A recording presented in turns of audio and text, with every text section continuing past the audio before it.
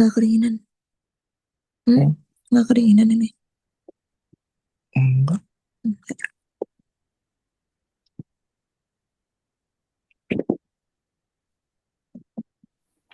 Halo, selamat sore ibu-ibu semua dan para peserta yang hadir pada sore hari ini.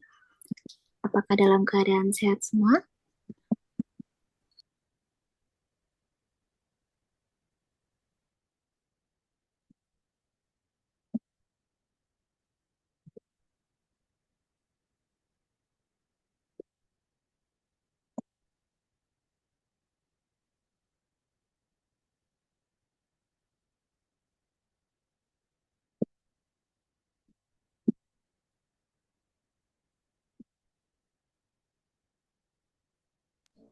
Baik, terima kasih atas responnya ya Ibu.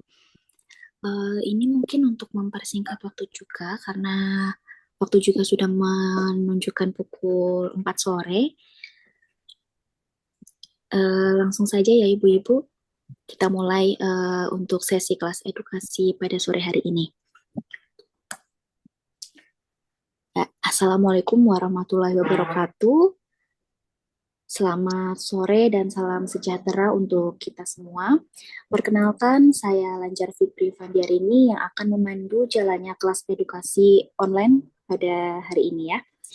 Terima kasih juga kepada Ibu dan para peserta yang sudah bergabung dalam kegiatan sore hari ini. Semoga semua dalam keadaan sehat dan semangat ya untuk belajar bersama. Kelas hari ini mengangkat tema yang sangat penting dan relevan, yaitu nutrisi tepat ibu hamil untuk anak sehat dan cerdas. Ini merupakan sebuah topik yang tidak hanya penting bagi ibu hamil, tapi juga untuk siapa saja yang peduli pada generasi penerus yang sehat dan berkualitas. Hari ini kita akan belajar bersama narasumber kita yang luar biasa, yaitu ada Bidan Anissa, atau biasa kita nama lengkap yaitu Nur Anissa Fauziah SST MKM. Beliau merupakan seorang dosen, bidan, kemudian konselor menyusui, dan juga instruktur senam hamil dan nifas, yang tentunya saja sudah berpengalaman mendampingi ribuan ibu hamil dalam memberikan asupan nutrisi terbaik untuk tumbuh kembang janin. Terima kasih untuk Bidan Anissa sudah bersedia hadir dan berbagi ilmu pada sore hari ini. Kemudian ada pun alur kelas kita hari ini. Nanti ada pemaparan materi oleh narasumber kita yaitu Bidan Anissa selama kurang lebih 30 sampai 45 menit. Kemudian dilanjutkan untuk sesi tanya jawab di mana nanti peserta bisa menyampaikan pertanyaannya melalui kolom chat ya. Selanjutnya kemudian ada penutup dan informasi lanjutan. Selama pemaparan materi nanti, peserta dipersilahkan untuk mencatat atau menuliskan pertanyaannya di kolom komentar yang nantinya akan kita bahas di sesi diskusi kita pada sore hari ini. Ya, mungkin langsung saja untuk mempersingkat waktu karena Bidan Anissa juga sudah ada di room Zoom ini. Kepada Bidan Anissa, waktu dan tempat saya persilahkan untuk pemaparan materi.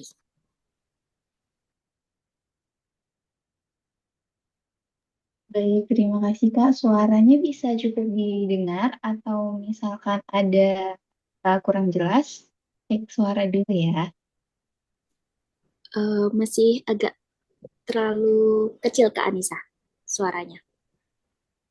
Coba tes, tes, tes. Kalau ini udah lebih oke atau misalkan masih sama? Sudah jelas, namun volumenya masih kurang ini Kak. kurang besar ya. Gimana ya cara besarinnya? Coba saya untuk ibu-ibu yang lain kurang besar juga atau segini cukup bisa respon di WhatsApp chat nggak apa-apa ya. Kalau ada terkendala on mic boleh sekali untuk respon di kolom chat. Sama seperti tadi disampaikan juga kalau terkait dengan apa yang mau ditanyakan, ketika misalkan ada materi, sambil materi, kemudian ada yang mau ditanyakan, itu boleh banget ya langsung di chat aja, nanti kita bahas pada saat tanya jawab. Oke, sudah jelas terdengar. Baik, kalau sudah jelas, saya izin untuk share screen terkait dengan materi hari ini yang untuk ibu hamil nutrisi. Sebentar ya, saya izin share screen terlebih dahulu.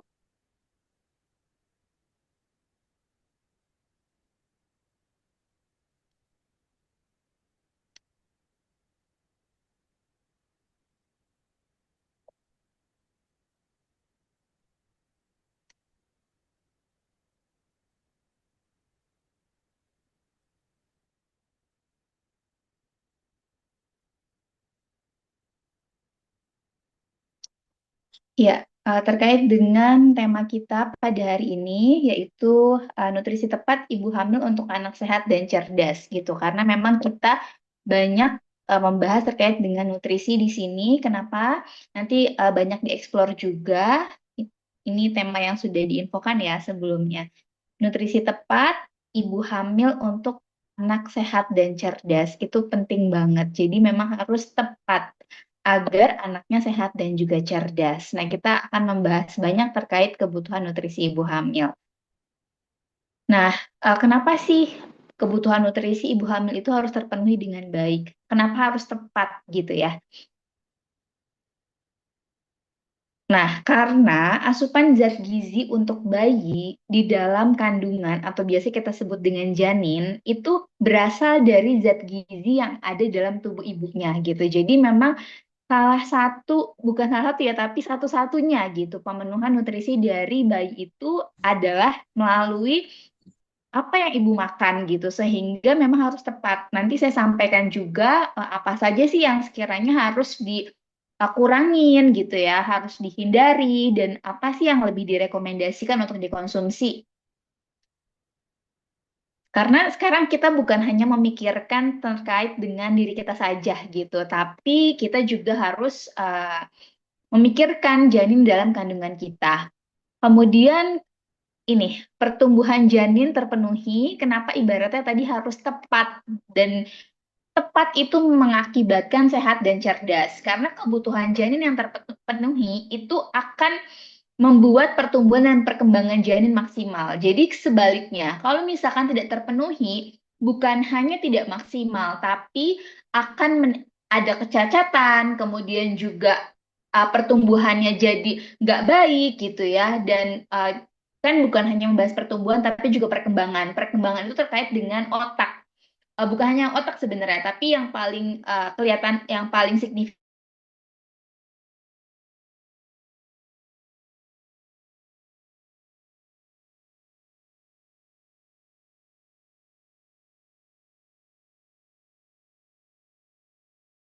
organ itu di trimester pertama itu benar-benar semua tuh terbentuk di situ gitu. Jadi pembentukan otak, kemudian juga organ-organ itu di trimester pertama. Nanti udah trimester 2, 3. Nah, ketiga itu tinggal dia bertumbuh gitu, apa yang sudah dibentuk. Jadi pembentukan awal tuh di trimester pertama. Makanya krusial banget untuk vitamin-vitamin, kemudian juga makanan-makanan. Karena kalau misalkan kurang di awal gitu ya, nanti ketika misalkan di asupnya pada saat trimester 2 ya karena pembentukannya sudah gitu. Jadi disitulah kenapa krusial banget nih terkait dengan nutrisi.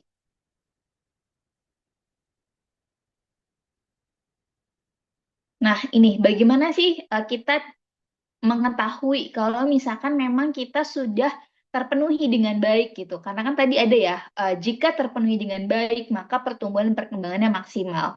Nah, salah satu cara untuk kita bisa tahu apakah sudah terpenuhi nih zat gizinya itu salah satunya dengan ini dia, pertambahan berat badan. Ini lebih pada nutrisi ya.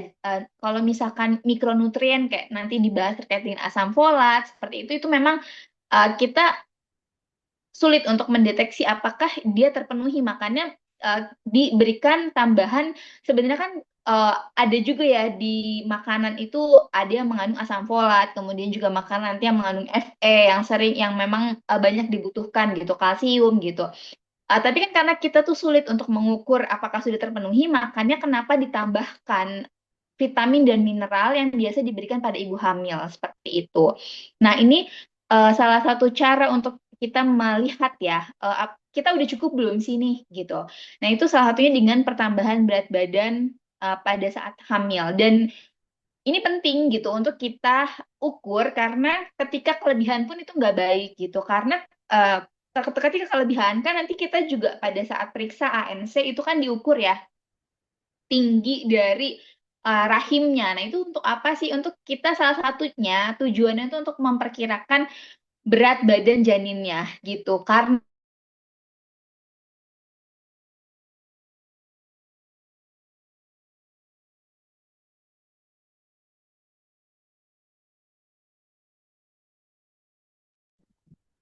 itu bisa terjadi distosia bahu dan terjadi hal-hal lain yang mungkin tidak diinginkan gitu, komplikasi pada saat persalinan. Makanya kita harus aware terkait dengan berat badan ini. Ini nggak boleh kurang ataupun jangan berlebih gitu, karena berlebih segala yang berlebihan itu tidak baik. Nah, kalau misalkan ditanya gimana sih biar kita tahu tercukupi atau enggak. Nah, ini kita tidak bisa pukul rata pada semua ibu hamil. Kita harus benar-benar memang melihat per personal gitu. Dan ini tergantung untuk rekomendasi pertambahan berat badannya. Ini tergantung dari indeks massa tubuhnya gitu. Jadi IM yang dihitung dari berat badan sebelum hamil. Nah, ini nanti akan ketika kita udah menghitung berapa IMT tubuh kita bisa melihat gitu rekomendasi penambahan berat badan selama hamilnya tuh berapa sih gitu. Kemudian juga setelah rekomendasi penambahan berat badan kita udah ketahui selama hamil, berarti pada saat setiap minggunya itu kira-kira pertambahannya berapa gitu. Nah, di sini ini ada rumus untuk menghitung IMT gitu. Karena kalau misalkan di kelas Sabtu ini saya tidak bisa untuk menghitung satu persatu ya gitu karena memang jumlahnya lebih dari 10 gitu. Kalau yang di kelas berbayar itu kan memang kita patok maksimal 10 dan itu biasanya saya bantu hitungkan gitu untuk setiap IMT dari setiap ibu hamil. Dan IMT ini sebenarnya bukan hanya berlaku untuk ibu hamil aja, tapi untuk semua kelompok umur gitu. Ini berlaku juga kita menghitung indeks massa tubuh kita gitu. Nah, ini rumusnya gitu. Saya coba akan ajarkan juga agar ibu-ibu di sini bisa coba menghitung karena ini cukup sederhana sehingga kita bisa self assessment gitu untuk menilai diri kita udah cukup atau belum. Nah, nanti salah satu caranya selain ibaratnya hitung-hitung pakai kalkulator, ini juga ada cara cepatnya ya dengan aplikasi. Salah satu aplikasinya itu ini disclaimer juga kita tidak endorse apa-apa gitu. Jadi ini saya hanya mengambil contoh saja salah satu aplikasi yang bisa mengukur untuk body mass index.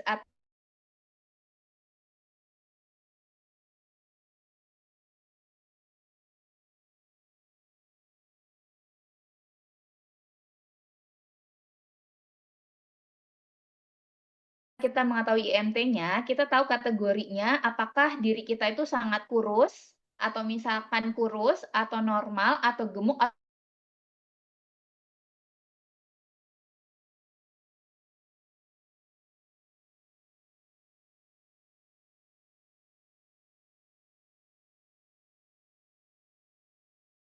Di trimester pertama.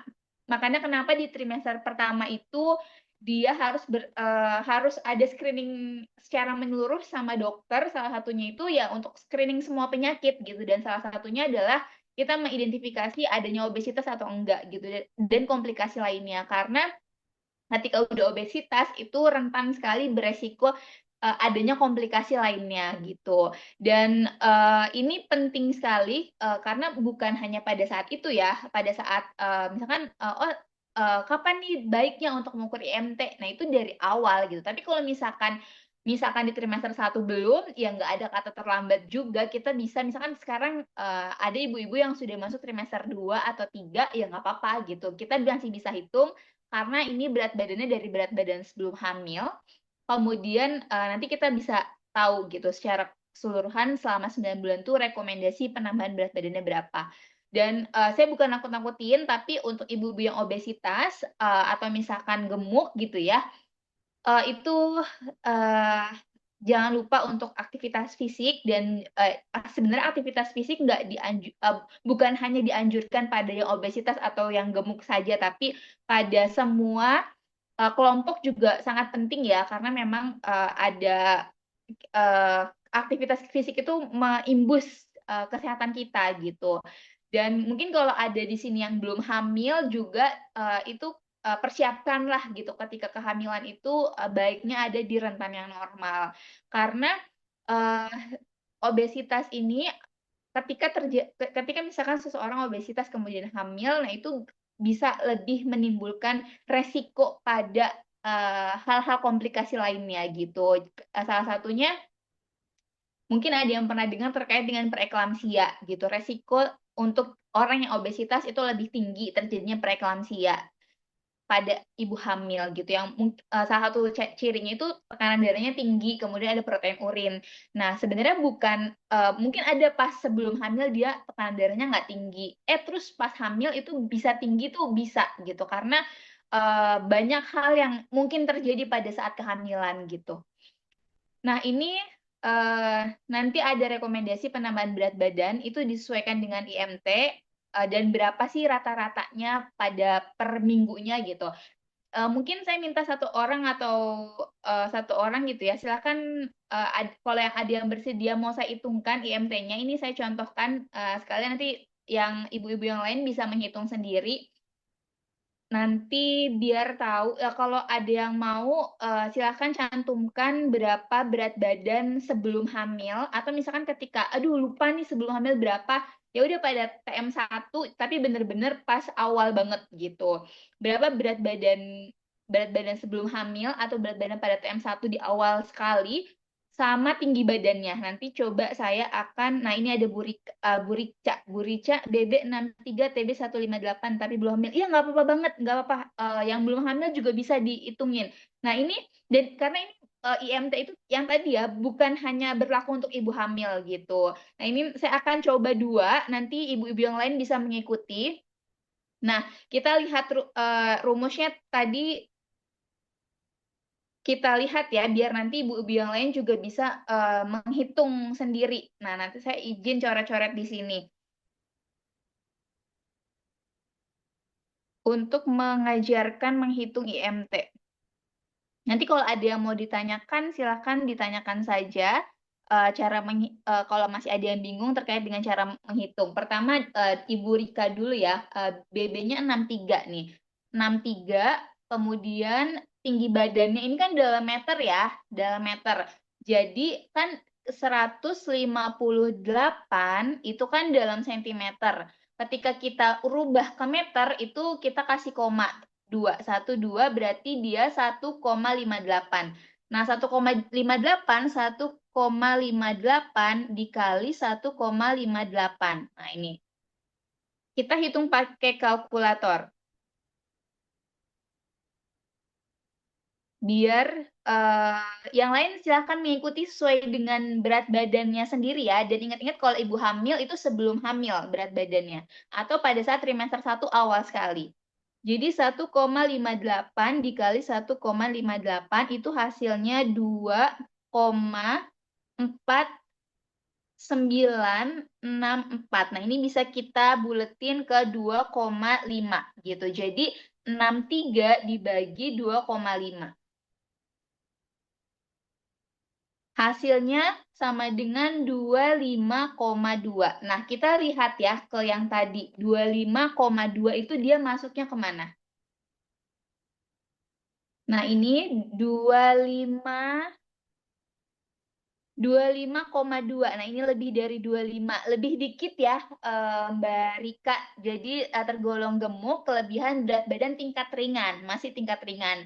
Nah, ini silahkan untuk gaya hidup sehatnya di aktivitas fisiknya, karena minimal aktivitas fisik itu 150 menit per minggunya gitu.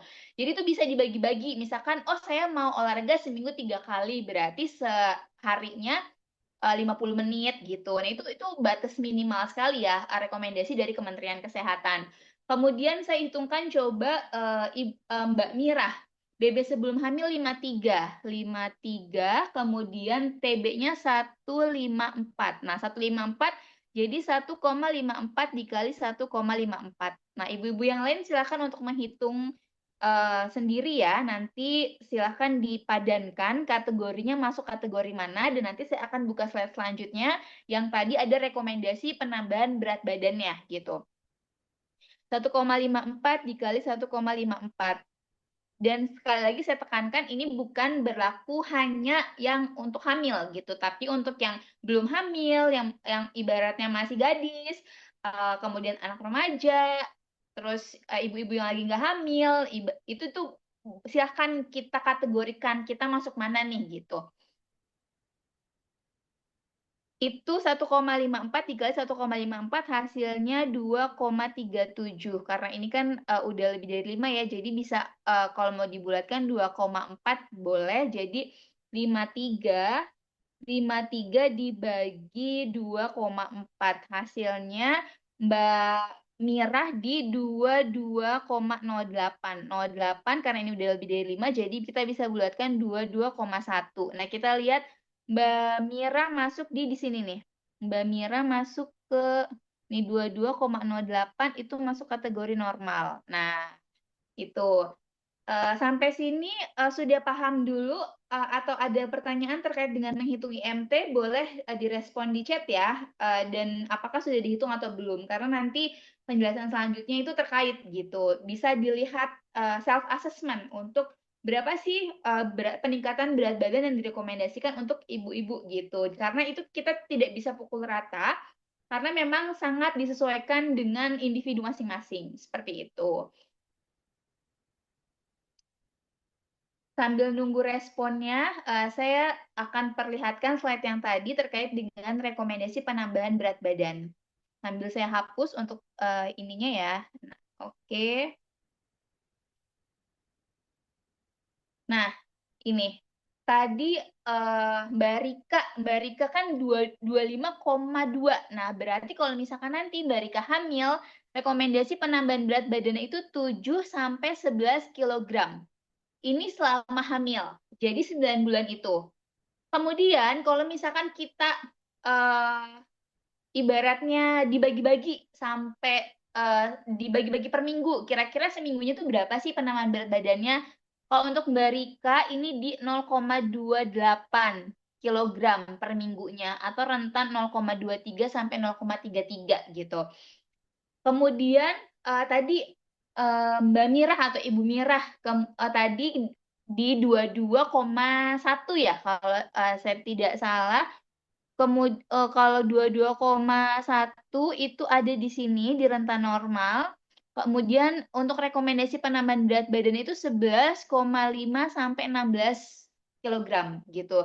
Dan kalau kita break lagi ke minggu itu di sini di 0,4, rentannya 0,35 sampai 0,5 per minggunya gitu. Jadi itu kurang lebih cara menghitung IMT dan bagaimana kita tahu berapa rekomendasi peningkatan berat badan kita selama hamil, dan kalau misalkan kita bisa estimasikan setiap minggu tuh harus naik berapa, seperti itu. Saya lanjut. eh, Nah, ini penting diketahui ya. Ini perempuan, jika kondisinya tidak hamil, ini kebutuhan kalorinya berdasarkan usia bisa dilihat kalau 19 sampai 29, 2.250 kilokalori, kalau 30 sampai 49, 2.150 kilokalori. Ini sumbernya dari AKG 2019. Nah, ketika hamil ada pertambahan kalori nih yang dibutuhkan gitu. Jadi dan itu berbeda ya di tiap semesternya. Dan nanti juga ada kebutuhan mikronutrien yang itu berbeda pada setiap trimesternya. Yang tadi saya spill ya, kalau di trimester 1 itu lebih banyak ke asam folat karena memang pertumbuhan pembentukan organ-organ ya, nanti ketika kurang nanti salah satu efeknya itu ada bifida, kemudian juga ada yang tidak ada batang tengkoraknya. Nanti saya ada sedikit video edukasi yang di-share oleh salah satu dokter terkait dengan apa yang terjadi ketika kekurangan asam folat gitu. Nah, nanti pada saat trimester 3 itu beda lagi, trimester 2, trimester 3 lebih banyak di kalsiumnya karena memang di situ lagi pertumbuhan tulang-tulangnya gitu kan, tadi organ-organ semua udah terbentuk di awal trimester. Nah, kemudian dia membesar, berkembang gitu. Tulang-tulangnya menjadi lebih besar dan lain sebagainya. Kemudian paru-parunya yang di awal itu udah terbentuk jadi dimatangkan pada saat trimester 3 dan lain sebagainya gitu. Nah, dan kita juga harus tahu ya, karena kan fasenya ketika habis hamil kemudian menyusui gitu. Nah, ini perlu diketahui juga, bisa dilihat ya kalau lihat kebutuhan kalori pada ibu menyusui itu lebih tinggi. Nih, ini kan hamil, ini menyusui. Nah, ternyata menyusui itu lebih tinggi dibandingkan hamil. Ini kita harus ketahui.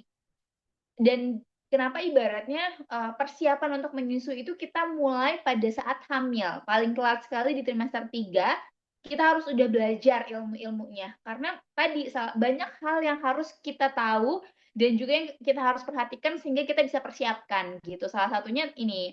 Dan ada kebutuhan vitamin-vitamin yang juga memang diperuntukkan gitu untuk ibu setelah melahirkan. Salah satunya vitamin A yang biasanya diberikan juga di Fasiankesnya. Makanya kenapa ibaratnya kita tuh perlu tahu, karena ketika misalkan belum diberikan, nah kita bisa konfirmasi gitu, apakah di sini diberikan atau tidak. Jadi kalau misalkan mungkin enggak, kita bisa beli di luar, karena itu kan memang hal yang harus nih, memang baiknya seperti itu gitu standarnya. Nah ini saya hapus dulu ya sebentar. Oke. Ini pengaturan makan pada ibu hamil, jadi makannya harus beraneka ragam karena tidak ada satupun jenis makanan itu yang mengandung semua jenis vitamin, mineral maupun semua jenis ibaratnya misalkan nih satu makanan dia ada karbonya, ada proteinnya, ada lemaknya, ada asam folatnya, ada Fe-nya, ada kalsium tuh nggak ada gitu. Jadi makanya kenapa kita harus beraneka ragam gitu.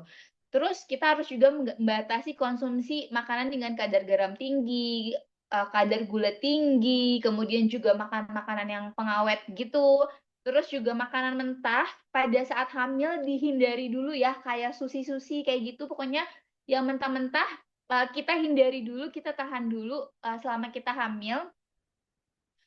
Nanti setelah ibaratnya udah nggak hamil ya silahkan gitu. Tapi ketika hamil ditahan dulu karena dikhawatirkan kalau misalkan yang mentah itu kan takut masih ada bakterinya, virusnya gitu ya. Nah, kemudian konsumsi kafein bukannya nggak boleh ya, tapi dibatasin gitu karena kafein itu dia diuretik. Jadi kan salah satu ketidaknyamanan pada ibu hamil itu kan apalagi di trimester pertama dan trimester kedua itu sering kencing gitu. Itu terjadi memang fisiologis atau normal karena kandung kemih atau kantung dari yang menampung air kencing kita itu tertekan sama rahim sehingga memang salah satu ketidaknyamanan yang dirasakan adalah sering pipis gitu. Dan selain ketidaknyamanan nanti yang ada karena kafein ini sifatnya diuretik, itu bisa juga kalau misalkan terlalu banyak bisa di-stres juga janinnya gitu. Jadi dia mempengaruhi ke janin. Tapi kalau misalkan ibaratnya mau bukan berarti nggak boleh, boleh gitu. Tapi nggak boleh banyak-banyak gitu. Jadi misalkan kalau satu gelas satu hari masih diperbolehkan, tapi itu juga tergantung dari kekentalan si kopinya itu gitu. Terus lebih minum air putih lebih banyak, walaupun tadi ya ada ketidaknyamanan yang sering tipis, tapi harus tercukupi. Minum air putih itu minimal 8 gelas per harinya. Dan nanti setiap trimester itu sebenarnya ada semester 1 baiknya berapa, 2 berapa, nanti semoga saya keburu ya untuk menjelaskan semuanya gitu, karena lumayan materinya banyak gitu. Kemudian ini harus diperhatikan ya, beraneka ragam. Jadi kita bisa lihat aneka ragam itu bisa diidentifikasi dari warnanya gitu, karena warna makanan pun itu tuh menggambarkan dia tuh kandungannya apa gitu, lebih banyaknya apa. Nah, ini prinsip pemenuhan nutrisi gizi seimbang. Jadi sekarang kita udah tidak menggunakan lagi istilah 4 sehat 5 sempurna, tapi kita menggunakan istilahnya adalah gizi seimbang.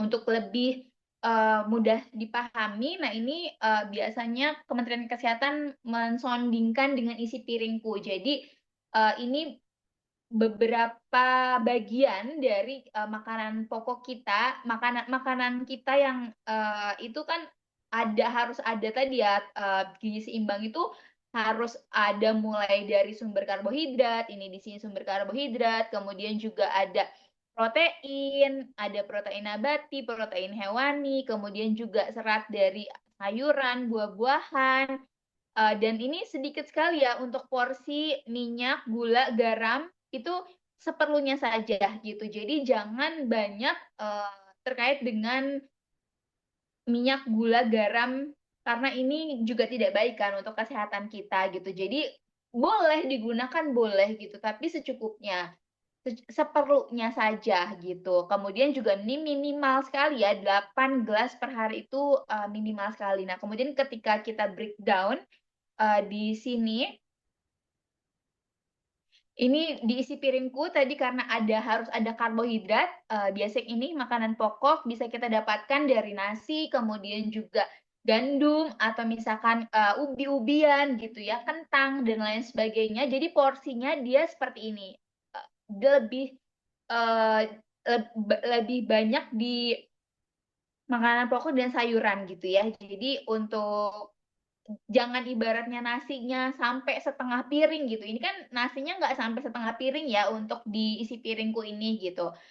Memang seharusnya seperti ini, jangan hanya banyak di karbohidrat saja, tapi komposisi dari sayur, buah, dan lauk pauknya itu tidak memadai gitu. Dan ini kan sebenarnya untuk jenisnya itu kan banyak ya, dan nggak mesti yang mahal-mahal. Jadi disesuaikan saja dengan keadaan ekonomi kita, nggak mesti mahal gitu. Dan sayuran apalagi banyak sekali, dan kita juga bisa tanam yang mungkin ada sedikit lahan, atau ketika tidak ada lahan juga kan sekarang banyak metode-metode untuk menanam dengan lahan yang minimalis gitu ya. Nah, ini kemudian di sini ada kebutuhan pokok yang tadi beberapa sudah saya sebutkan contohnya. Kemudian ada lauk pauk, di sini tadi protein, sumber protein, ada sumber protein hewani dan juga sumber protein nabati. Jadi kita bisa dilihat gambarnya ada ikan-ikanan, daging, telur gitu ya, kemudian tempe, tahu, dan jenis-jenis lainnya. Kemudian di sini ada sayur dan buah. Di sini kita bisa mengambil banyak serat dan juga mikronutrien yang dibutuhkan. Dan jangan lupa untuk cuci tangan pakai sabun.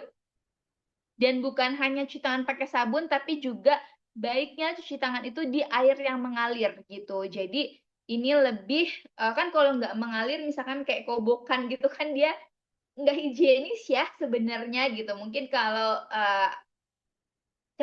kenal nggak ya istilah kobokan kalau di tempat saya, soalnya namanya, jadi airnya ditaruh di mangkuk gitu, nah itu cuci tangannya di situ, itu tidak baik ya. Jadi uh, alangkah lebih baik ketika kita cuci tangan itu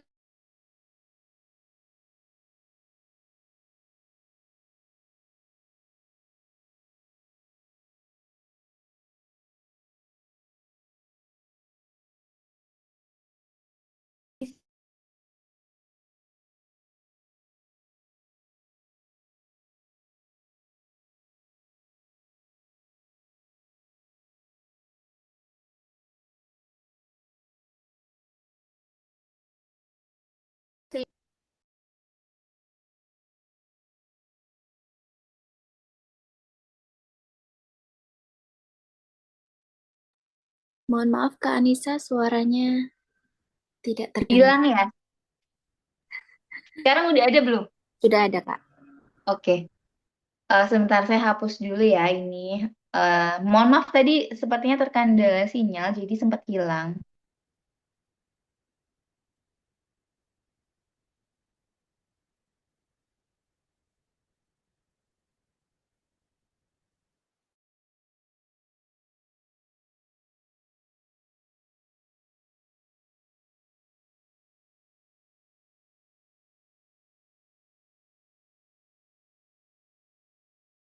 Us.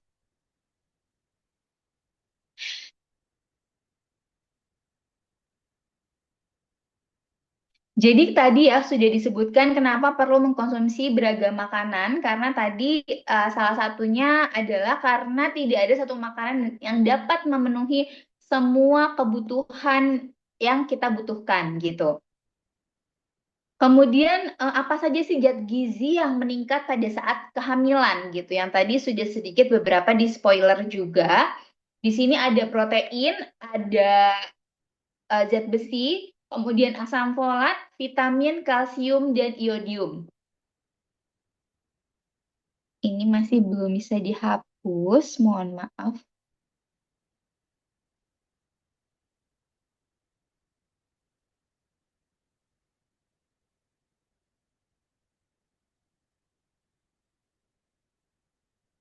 Mohon maaf ya, semoga nggak terlalu mengganggu. Jadi nanti saya akan jelaskan sedikit lebih detail gitu terkait dengan kenapa ibaratnya protein itu dibutuhkan banyak, karena itu untuk pertumbuhan janin dan juga mempertahankan kesehatan ibu gitu. Kemudian ini sangat dianjurkan sekali ya. Banyak sumber protein itu banyak gitu. Bukan hanya harus daging yang mahal dan kalau sekarang kan lagi kurban ya mungkin banyak tuh daging. Nah, itu bisa sebagai sumber protein. Kemudian apalagi yang meningkat? Nah, ini Fe. Fe di pertemuan awal saya sudah pernah menyampaikan detail sekali terkait dengan anemia. Mungkin kalau misalkan ibu-ibu yang belum ikut bisa coba dicari di YouTube dan membantu terkait anemia pada ibu hamil. Jadi itu terkait sekali dengan Fe ini gitu. Jadi fungsi dari Fe ini dia kan untuk pembentukan hemoglobin dalam sel darah merah gitu. Jadi ketika ini kurang, salah satu yang disebabkannya adalah timbulnya anemi gitu, atau dia kurang darah dan kurang darah sama tekanan darah rendah itu beda ya. Dan itu banyak sekali akibat-akibat yang diakibatkan oleh anemia ini. Salah satunya berat badan lahirnya rendah, kemudian bisa potensi perdarahan dan bukan hanya itu pertumbuhan otaknya juga si bayi nggak maksimal gitu ketika asupan ibunya tuh tidak sesuai dengan yang dibutuhkan dan ibunya itu dalam kondisi anemia. Jadi eh, pertumbuhan impuls-impuls saraf yang dia menghubungkan satu sama lain yang membuat anak itu cerdas gitu ya.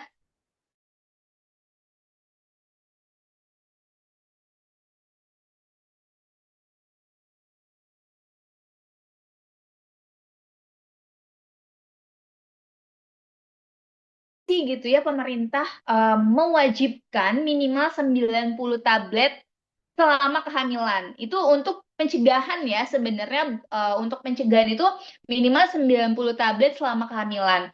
Tapi kalau misalkan kondisinya itu anemia, nah itu berarti harus lebih gitu. Jadi kalau dari dosisnya sendiri itu berbeda-beda setiap ibunya disesuaikan dengan kondisi kesehatannya gitu. Makanya kenapa di trimester pertama itu harus ada cek lab.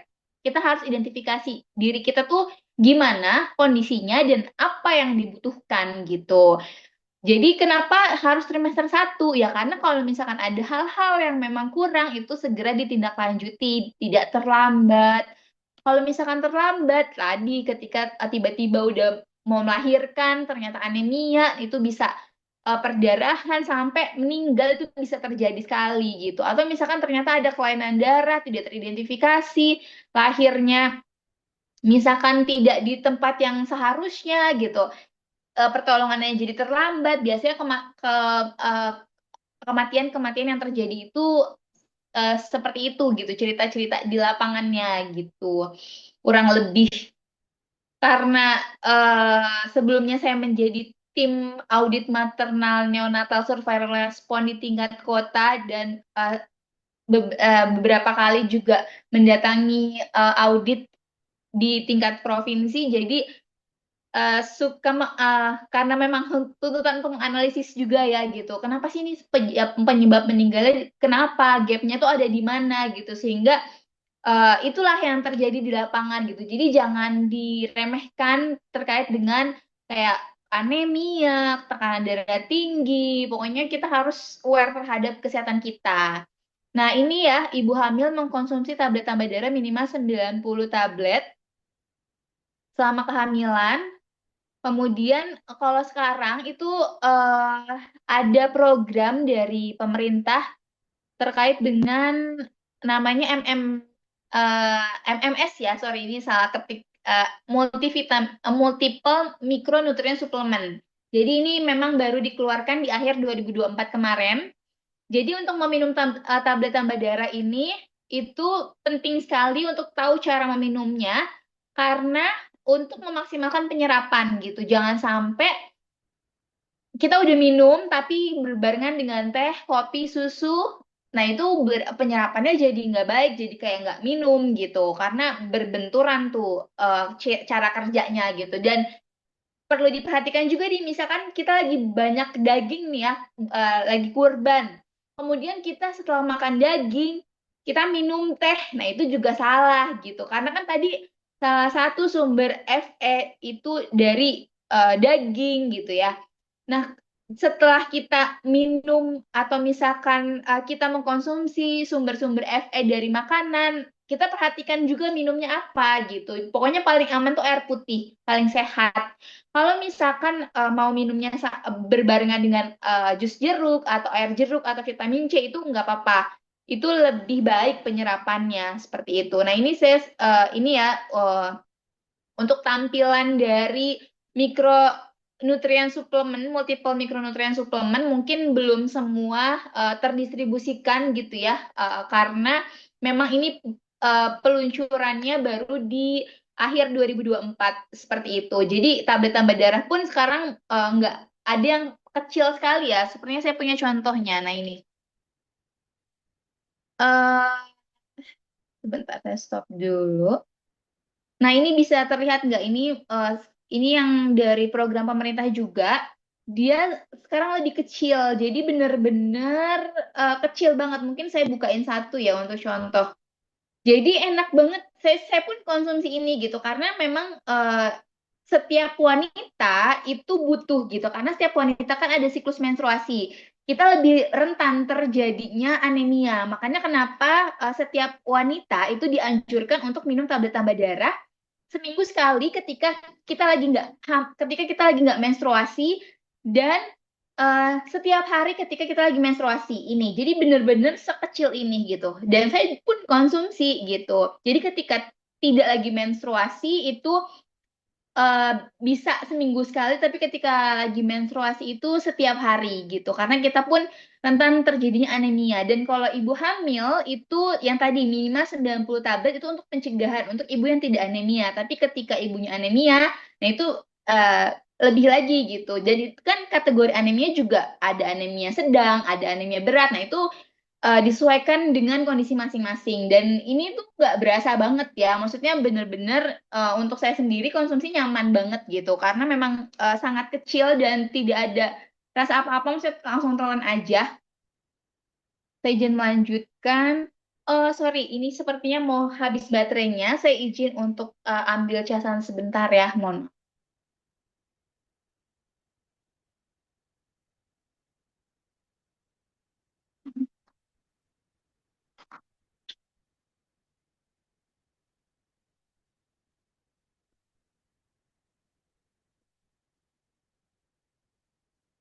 Oke, saya lanjutkan share screen-nya. Ini sedikit video terkait dengan peluncuran MMS yang memang sekarang sangat dianjurkan karena memang dia itu mengandung 10 vitamin dan 5 mineral gitu. Jadi di MMS itu ada vitamin A, vitamin D, vitamin E, C, B1, B2, niacin, B6, B12, asam folat, udah ada juga zat besi, zinc, tembaga, selenium dan iodin. Tadi kan beberapa yang memang ditekankan banget di ini ya, di asam folat gitu. Kemudian ada di iodin. Karena iodin itu untuk pertumbuhan dan perkembangan. Jadi kalau misalkan nah, ini sambil saya coret-coret, di sini ada asam folat, zat besi gitu. Kemudian iodin.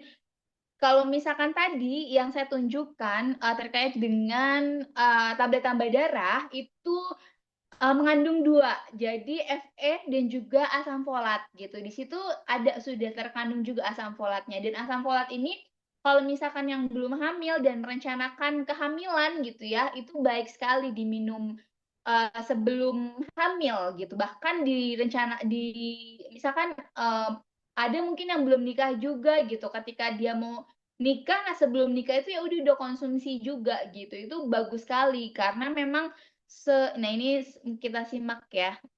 Suaranya udah terdengar atau belum ya? Suara soundnya. Belum, Kak. Ini udah. Sudah. Oke. Ini pengganti tablet tambah darah. Bedanya apa? Bedanya tablet tambah darah cuma satu vitamin sama satu mineral. Vitaminnya tadi yang Fe, kemudian mineral asam folat. Kalau yang tadi sekarang MMS ini lebih banyak 10 vitamin dan 5 mineral. Sekarang dengan multivitamin ini isinya ditambah 9 vitamin dan ditambah 4 mineral. Pada tanggal 17 Oktober ini saya menghadiri launching multivitamin ibu hamil yang dikeluarkan oleh MMS. Sebelumnya saya mengkonsumsi tablet tambah darah yang hanya berisi satu vitamin dan satu mineral. Dan di MMS ini ada peningkatan yaitu 10 vitamin dan mineral. Mudah-mudahan dengan mengkonsumsi MMS ini persalinan saya nanti lancar dan anak saya menjadi pintar. Untuk saat ini saya udah 35 minggu, doain ya mudah-mudahan persalinan saya lancar dan anak saya jadi pintar. Itu gambaran terkait dengan MMS. Tadi ini mungkin sedikit cepat izin ya, karena waktunya sudah dikit lagi. Terkait tadi perhatikan sangat cara meminumnya. Jadi untuk yang efektif sekali, silakan konsumsi. Jadi konsumsi bersamaan dengan makanan atau minuman yang membantu penyerapan, tidak dengan makanan atau minuman yang hambat penyerapan gitu. Jadi apa saja tadi sudah disebutkan jika makanan dan minuman yang mengandung vitamin C bersamaan dengan kita minum Fe itu akan booster sekali gitu, akan maksimal penyerapannya. Jadi bukan hanya ibaratnya dengan jus jeruk, tapi juga kita bisa barengi dengan misalkan buah pepaya, buah leci, mungkin buah lengkeng, apapun gitu, buah pisang. Terus ini yang banyak vitamin C-nya ya, saya beberapa disebutkan di sini. Terus ini jangan bersamaan dengan teh, kopi, susu, dan juga kalsium. Jadi ketika nanti pada saat trimester 3 kan biasanya dikasih kalsium ya. Jadi silakan dijeda 1-2 jam. Bagus 2 jam sebelum atau sesudah gitu. Jadi misalkan jam 10 minum tablet tambah darah, ketika mau minum kalsium di jam 12 gitu. Jadi jangan bersamaan. Dan begitu juga misalkan saya tadi baru minum teh gitu ya. Ketika saya mau minum Fe, misalkan sekarang jam 5, kemudian saya minum Fe-nya berarti nanti di jam 7 gitu. Jadi dijeda, jangan bersamaan karena nanti tabrakan kerjanya penyerapannya tidak maksimal, sayang sekali gitu.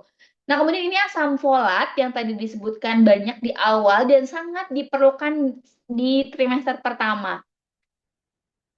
Ini untuk apa saja gitu ya. Jadi ini pembentukan sel dan sistem saraf. Kombinasi asam folat, B12, vitamin C menghasilkan protein bagi pembentukan berbagai organ tubuh janin gitu. Termasuk nanti akan saya setelkan video yang dimana janin itu tidak ada tulang tengkoraknya karena kekurangan asam folat pada awal kehamilannya gitu. Dan sebenarnya tadi saya sudah jelaskan juga sebenarnya kita bisa peroleh ini dari makanan yang kita makan. Salah satunya dari brokoli, bayam, semangka, jeruk, pisang, daging, hati, ikan, susu itu ada asam folatnya. Nah, tapi kan kita nggak bisa mastiin gitu ya, udah terpenuhi atau belum, makanya ada ditambahkan dengan suplemen-suplemen yang beredar seperti itu. Jadi ini akibatnya kelainan tulang belakang karena tadi salah satu fungsinya untuk pembentukan, kemudian tidak ada batang otak, cacat bawaan, berat badan lahir rendah, sampai pertumbuhan janinnya terganggu gitu. Nah, ini saya setelkan video. Kemarin kan kita tahu ya, Suaranya sudah masuk? awal ini nggak ada batuk kepala ya. Sudah, Kak. Nama kelainannya kalau bahasa kedokterannya Ini bayinya. ensefali ya. Ada yang mau ditanya? Ini salah satu Untuk edukasi dari pencegahannya. dokter. Ya, jadi memang ibu punya faktor risiko karena sudah ada riwayat sebelumnya akan ada faktor risiko. Jadi untuk kehamilan berikutnya, ibu wajib 3 Iya, bulan sebelum kehamilan benar nggak ada batuk konsumsi asam kepala. folat minimal 400 mikrogram per hari minimal. Tapi kalau untuk ibu sudah ada bisa sampai 800 per harinya, ya. Jadi 3 bulan sebelumnya ibu harus konsumsi itu. Jangan sampai, karena penyebab yang paling sering ini penyakit yang nggak ada batuk kepala ini adalah kekurangan asam folat, ya. Nah, memang selain itu juga ada faktor-faktor resiko yang lain, misalnya pasien yang dengan diabetes, ibunya obesitas, misalnya kayak gitu ya, atau memang ada faktor risiko genetik misal dari keluarga sebelumnya, tapi memang kecenderungan untuk diwariskan itu sangat jarang kejadiannya ya, jarang sekali. Ya, sama yang terakhir jangan lupa berdoa kepada Allah, semoga dikasih yang terbaik dan sesuai dengan apa yang ibu inginkan dan bapak inginkan ya. Memang karena biasanya bayi yang nggak ada batuk kepalanya untuk keberlangsungan kehidupannya biasanya nggak lama, tapi ya segala sesuatunya kembali ke takdir Allah ya. Ini nanti untuk perawatan bayinya ke dokter anak yang merawatnya, nanti tinggal bapak tanyakan di sana di ruang perawatan bayinya ya. Oke, besok boleh pulang ya ibu ya. Nah, itu sedikit visualisasi ya bagaimana bayi yang tidak ada batuk kepalanya. Itu nyata terjadi. Kemudian kalsium ini untuk pertumbuhan, tapi kalau misalkan khusus untuk ibu-ibu yang di trimester awal itu sudah teridentifikasi memiliki resiko preeklamsia lebih tinggi dibandingkan ibu-ibu lainnya, ada beberapa faktor resiko. Nah, itu juga diberikan kalsium gitu. Jadi ada beberapa terapi yang memang diberikan pada ibu-ibu yang beresiko tinggi terjadinya preeklamsi gitu. Jadi kalau misalkan nih konsumsi kalsiumnya di ibu-ibu tidak tercukupi dengan baik, kemudian itu bisa ngambil kalsium yang ada di gigi ibu, kalsium yang ada di tulang ibu gitu, demi si janin itu bertumbuh dengan sesuai gitu. Jadi ya tulang ibunya yang nanti kropos gitu. Jadi jangan sampai kekurangan, terutama di trimester 3. Trimester 3 nih asupan kalsium itu harus biasanya diberikan. Kalau belum diberikan silahkan dikonsultasikan ke yang biasa periksa, misalkan bidan atau dokternya. Dok, saya udah masuk trimester 3 nggak dapat kalsium gitu. Misalkan didiskusikan saja gitu. Nah, ini apa yang dimakan ibu menentukan masa depan anak gitu. Jadi anak yang mau anak yang sehat dan cerdas, nah itu diawali dari apa yang ibu makan. Bahkan ya, ini real bukan hanya mempengaruhi sehat janin dan juga kecerdasan janin, tapi mood ibu juga sebenarnya bisa dipengaruhi oleh makanan gitu. Nah, sedikit saya ada tambahan dikit sebelum slide terakhir yang thank you ya, dan lainnya ini sedikit saja tambahan. Ini saya udah lihat belum? Oh ya belum, sorry. Tambahan sedikit saja sebelum thank you. Sebenarnya ini udah banyak beberapa saya bahas, tapi ada juga memang yang belum tertuang di yang tadi untuk tambahan.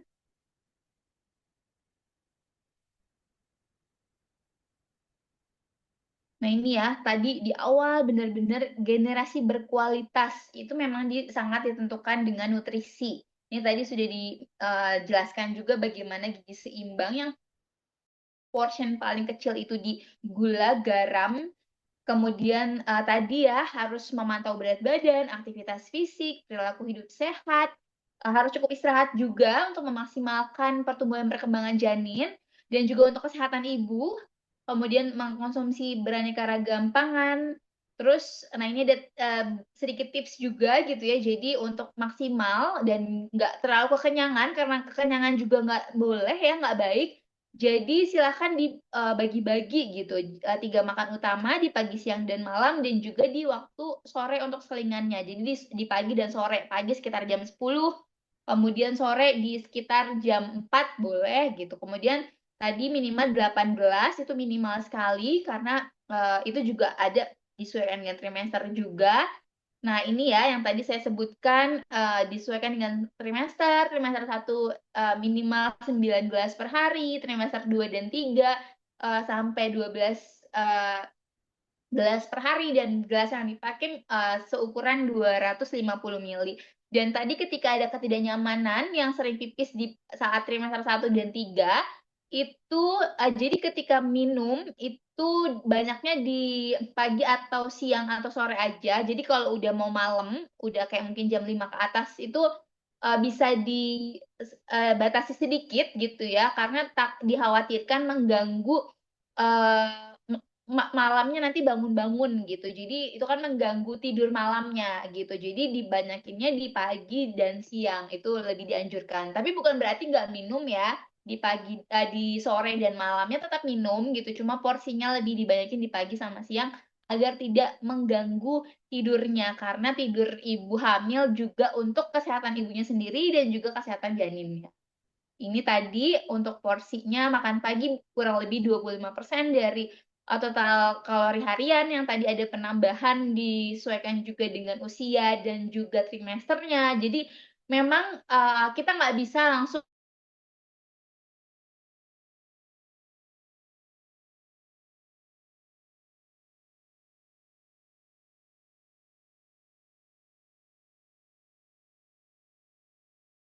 banyak yang namanya juga selingan, tapi memang bergizi gitu. Jadi ini beberapa contoh saja, ada jus misalkan, atau potongan buah, atau ubi, atau jagung gitu ya. Jadi kolak pisang, sup buah, kacang hijau, pokoknya buat selingan gitu. Tapi ingat ya, note-nya adalah yang bernutrisi dan beraneka ragam tadi. Jadi bisa diganti misalkan Senin ubi rebus, misalkan besok atau sore jagung gitu. Jadi ini jenis, jumlah, jurus mengolah juga penting karena mengolah salah itu juga mengurangi zat gizi. Contoh kecil, baiknya memotong dulu atau mencuci dulu. Silakan ibu-ibu jawab di kolom chat ya. Ketika mau masak itu memotong dulu atau dicuci dulu. Nah, ini karena gimana kita masak juga mempengaruhi terhadap kemaksimalan nutrisi yang ada di dalamnya gitu. Kemudian juga menyiapkannya juga penting, harus bersih. Ini udah dibahas terkait dengan tadi juga ya, mencuci tangan, menyajikannya ketika sudah disajikan harus ditutup. Ketika lagi masak dan lain sebagainya ada etika bersin gitu. Kemudian jangan lupa menggunakan alas kaki untuk ketika misalkan jalan-jalan pagi dan lain sebagainya untuk menghindari penyakit cacingan. Terus ini sudah banyak dibahas ya, makanan padat bergizi, makannya harus segar gitu. Jadi kalau misalkan milih sayuran yang segar, milih daging yang segar, karena itu juga berbeda tuh, rasanya juga beda gitu. Kemudian juga kandungan nutrisinya, dan hindari yang kaleng-kaleng gitu ya. Karena kan kalau kaleng-kaleng itu udah banyak ini pengawetnya gitu. Jadi kita menghindari hal-hal yang seperti itu. Jadi tidak baik untuk terlalu kenyang, kemudian juga hindari makanan yang menyebabkan alergi, yang sangat pedas, batasi tinggi natrium, kemudian juga tadi sudah disebutkan ya, batasi kafein. Nah, ini kalau kurang, penyebab dampaknya tumbuh kembangnya tidak optimal, meningkatkan resiko cacat bawaan pada janin, meningkatkan resiko anemia, kenaikan berat badan ibu yang tidak optimal. Nah, ini jangan lupa untuk aktivitas fisik diingatkan, kemudian syukuri dan nikmati keanekaragaman makanan, makan buah dan sayur yang cukup, kemudian juga jangan lupa lauk pauk. Terus biasakan sarapan, itu penting. Sarapan mungkin dianggap sepele tapi itu penting. Nah, ini beberapa tips saja kalau memang ada yang mual muntah, konstipasi, diare gitu. Ada. Nah, ini juga penting sekali dukungan dari suami, dukungan emosional, fisik, nutrisi, finansial. Karena memang ya seharusnya namanya rumah tangga ya harus bersama gitu. Jadi juga ibu hamil, ibu yang hamil tapi juga perlu sekali dukungan dari suami. Nah, ini pangan lokal bergizi harus seimbang karena itu juga bisa mencegah stunting. Karena kalau tadi kan kurang, dia berpotensi BBLR. Kalau BBLR itu bisa menyebabkan stunting gitu. Dan dukungan keluarga itu sangat penting. Ini beberapa referensi yang saya gunakan mulai dari presentasi tadi pertama sampai yang saat ini. Itu saja yang saya share pada sore hari ini. Saya kembalikan lagi kepada moderator slide terakhir ya, sebelum saya kembalikan izin untuk mengucapkan terima kasih kepada partisipan di sini yang sudah menyimak terkait tadi nutrisi tepat untuk ibu yang sehat dan cerdas, untuk bayi janin yang sehat dan cerdas. Terima kasih banyak. Sekian, saya Anissa, pamit undur diri. Nanti kita lanjut sedikit di Q&A, mungkin beberapa pertanyaan saja ya. Karena mohon maaf ada banyak presentasinya.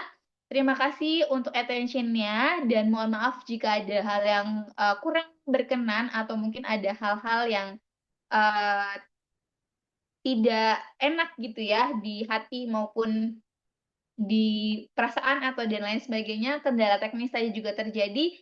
Silahkan saya silahkan kepada moderator. Terima kasih. Baik, terima kasih kepada Dian Anissa atas pemaparan yang sangat menarik dan bermanfaat. Sebelum kita lanjutkan ke sesi tanya jawab, kita akan tampilkan beberapa slide poster mengenai kelas edukasi langkah ibu yang berbayar ya. Bentar.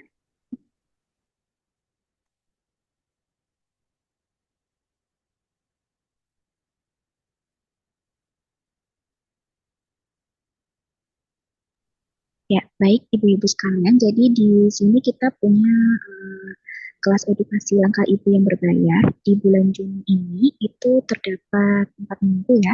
Jadi masing-masing minggu itu nanti ada 2 sesi, setiap hari Senin dan setiap hari Rabu. Dan masing-masing minggu juga temanya itu berbeda-beda. Contohnya itu pada minggu yang pertama itu ada siap menyusui walau ibu bekerja. Di dalam situ juga nanti terdapat sesi di hari Senin dan hari Rabu. Jadi setiap minggunya itu masing-masing terdapat 2 sesi di hari yang sama juga setiap hari Senin dan hari Rabu. Dan tentunya materinya sangat beragam dan ibu-ibu bisa memilih di minggu mana yang sekiranya sangat-sangat ibu butuhkan. Atau jika memang mau mengambil minggu semua, 4 minggu itu semua juga sangat dibolehkan ya Ibu. Kemudian apa aja sih fasilitas yang untuk didapatkan? Jadi nanti fasilitasnya itu ada materi, rekaman kelas, juga dapat konsultasi one on one gitu ya dengan bidan selama 1 minggu setelah kelas. Terus abis itu materi yang didapatkan juga tentunya banyak. Nah, seperti contohnya ini seperti minggu kedua.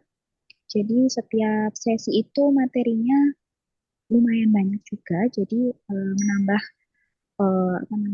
pengetahuan ibu dan juga bisa menjawab semua keluh kesah yang sedang ibu rasakan pada pada keadaan pada saat itu. Seperti itu. Dan masing-masing masing-masing minggu itu berbeda-beda ya Bu temanya. Jadi Ibu dapat memilih sekiranya tema mana yang sedang Ibu butuhkan. Seperti itu. Itu sedikit penjelasan Bu.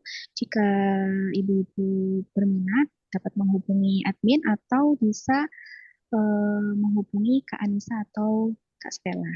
Seperti itu. Terima kasih. Untuk selanjutnya kita masuk ke sesi tanya jawab ya, Bu. Untuk sesi tanya jawab bisa raise hand langsung atau bisa tulis di kolom komentar. Saya persilahkan untuk ibu-ibu yang ingin bertanya.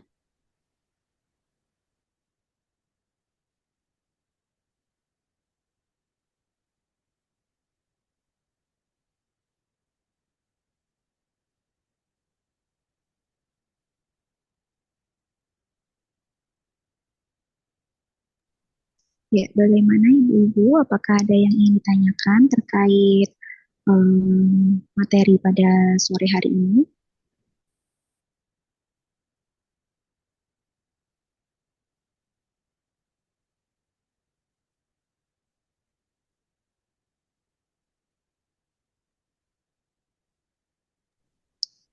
Baik, berhubung waktunya juga sudah lewat dan sudah sore, mungkin jika nanti ada ibu-ibu yang ingin bertanya atau ada pertanyaan yang ingin ditanyakan, kita bisa eh, ditanyakan pada hari Sabtu, yaitu sesi Q&A seperti biasanya, atau mungkin ibu-ibu bisa bertanya di next event, seperti itu ya. Baik, tidak terasa juga kita sudah sampai di penghujung kelas. Mohon maaf jika waktunya melebihi dari batas waktu yang ditentukan. Kemudian terima kasih kepada Bidan Anissa selaku narasumber atas ilmu yang sangat bermanfaat, serta kepada seluruh peserta juga yang telah aktif untuk berpartisipasi. Semoga ilmu hari ini bisa diterapkan dan menjadi bekal untuk mewujudkan generasi yang sehat, kuat, dan cerdas sejak dalam kandungan. Seperti itu ya Ibu-Ibu. Sampai jumpa di kelas berikutnya. Assalamualaikum warahmatullahi wabarakatuh. Selamat sore dan sehat selalu. Sore, Waalaikumsalam warahmatullahi wabarakatuh. Terima kasih semuanya. Izin di rekamannya nanti di-up di YouTube ya. Nanti silakan untuk dilihat-lihat untuk YouTube Bidan Membantu. Atau misalkan nanti bisa konfirmasi di grup karena ke Kak yang mengumumkan Kak siapa ya, Kak Lala atau Kak Puji gitu di grup nanti bisa ditanyakan juga. Terima kasih semuanya, izin di